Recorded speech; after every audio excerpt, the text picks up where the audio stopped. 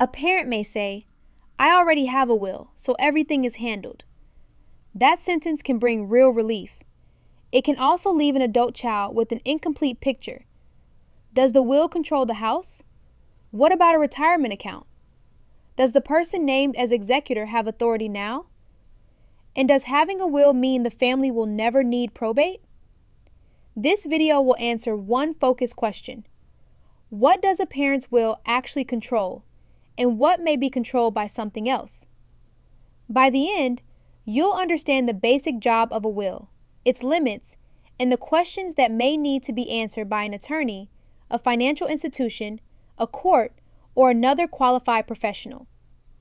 First, a parent's will remains the parent's document. A will generally speaks at death. Signing it does not transfer the parent's property to the people named in it. It also does not give an adult child the right to manage the parent's money or make decisions during the parent's lifetime. A parent may discuss the entire plan. They may share only part of it, or they may simply confirm that a will exists, identify the person nominated as executor, and provide the name of the attorney who prepared it. That can provide useful information without requiring the parent to explain who receives what. Helping with bills, appointments, or household matters does not automatically create a legal right to inspect a private will. State law may affect access after death, especially once a will is filed with the court, but during the parent's lifetime, the plan is generally theirs to control and revise. A respectful question might be, have you completed a will that still reflects what you want? Another might be, does the person you nominated as executor know that you chose them? Those questions focus on whether a plan exists. They do not demand private details about an expected inheritance. Next, it helps to understand what a will may control. In general, a will directs the transfer of property that becomes part of the probate estate. Probate is the legal process used to recognize a will, appoint the person who will administer the estate, address valid obligations, and transfer probate property. Having a will does not, by itself, avoid probate. An individually owned bank account with no surviving co-owner and no payable on death beneficiary may become probate property. The same may be true for personal belongings, a solely owned vehicle, or real estate held only in the parent's name. The answer depends on state law, the title, and whether another transfer method applies. A father's will says that his remaining probate estate should be divided equally between his two children. He owns a checking account only in his name with no death beneficiary. After his death, that account may become part of the probate estate. The executor may eventually distribute what remains according to the will, after valid expenses and obligations are handled. Notice the careful wording. The will does not necessarily control everything the father owned. It controls property that is legally subject to the will. That leads to one of the most important misunderstandings about wills. Some property may pass outside the will. A retirement account may pass to the beneficiary listed on the plan's form. A life insurance policy may pay the person named in the contract. A payable on death bank account may transfer directly to the listed beneficiary. Jointly owned property may pass to the surviving owner when the ownership includes a right of survivorship. Property held in a trust may be governed by the trust. These are often called non-probate transfers because they may operate outside the probate estate. Suppose a mother's will says that her property should be divided equally between her son and daughter. Her savings account, however, names only the daughter as its payable on death beneficiary. The family should not assume that the equal division in the will changes the bank's beneficiary designation.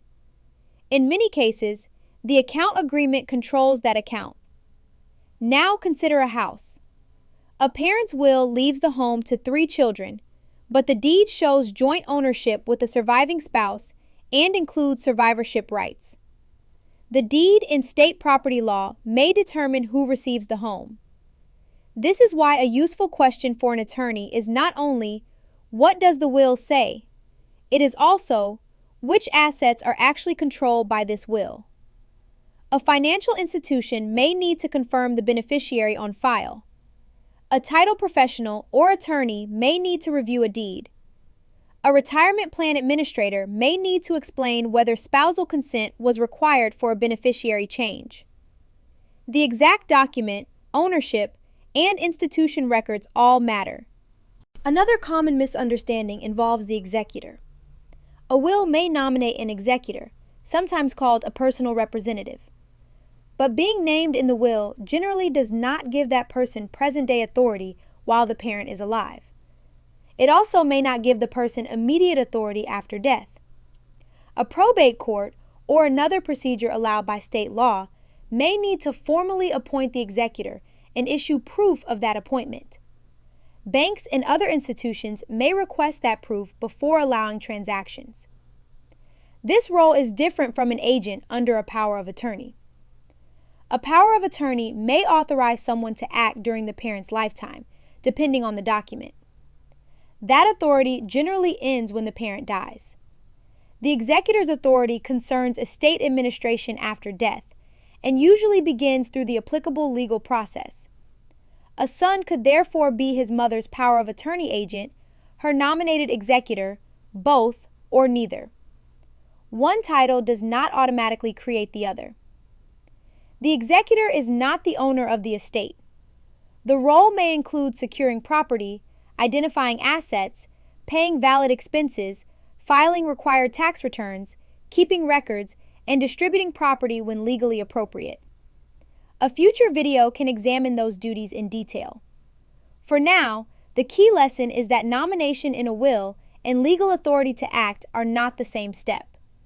A document called a will must also satisfy the law that applies to it. States have rules about signatures, witnesses, and other formalities. Some states recognize certain handwritten wills. Some have laws addressing electronic wills. Notarization may help with particular procedures, but a notary stamp alone does not automatically make every document a valid will. A form may look complete while missing a requirement in the parent state. Handwritten changes in a margin, crossed out names, or an unsigned replacement page may not have the intended legal effect. A later amendment to a will is often called a codicil. It may need to follow formal signing requirements as well. Questions about mental capacity and outside pressure also require care. Age, physical disability, or occasional forgetfulness does not automatically mean a person cannot make a will. The legal standard is state-specific, and capacity can be more nuanced than a medical label. At the same time, a sudden major change may deserve independent legal attention when a person who benefits from it controls the appointment, supplies all the instructions, prevents private conversation, or pressures the parent to sign. The goal is not to accuse family members or assume wrongdoing. It is to protect the parent's decision-making and make sure the document reflects their wishes. When a beneficiary helps arrange an appointment, an estate planning attorney may want to speak privately with the parent. The attorney generally represents the parent creating the plan, not the adult child who provided transportation or made the call. Finally, a will does not guarantee an immediate or fixed inheritance.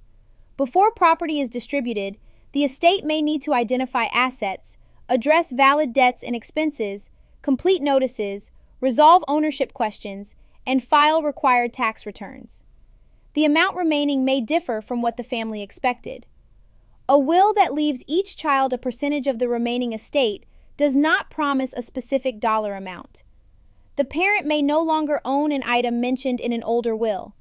An account may have decreased in value. Property may have been sold. Estate costs may reduce what remains. Adult children also should not assume that family relationship alone guarantees an inheritance. State law may protect a surviving spouse, and in certain circumstances, children who were omitted.